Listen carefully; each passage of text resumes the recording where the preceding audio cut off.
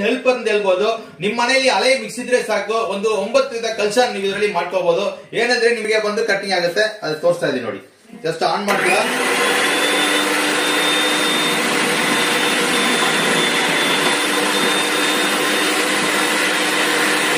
Seconds ಅಲ್ಲಿ ನಿಮ್ಗೆ ಕಾಯಿ ತಿರಿ ತೋರಿಸೋದೀನಿ ನೋಡಿ. ಜಸ್ಟ್ ಆನ್ ಮಾಡಿದ್ವಿ ನೋಡಿ.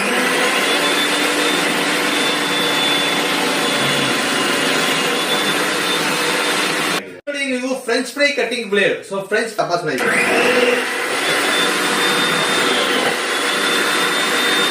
ಚಾಪಿಂಗ್ ಮಾಡ್ಕೋಬಹುದು. ನಿಮಗೆ ಕೋಸಸ್ ಯಾವ ಬೇಗನ ಹಾಕ್ಬೋದು ನೋಡಿ, ಅಷ್ಟೇ. ಇದು ಟ್ರಾನ್ಸ್ಫರ್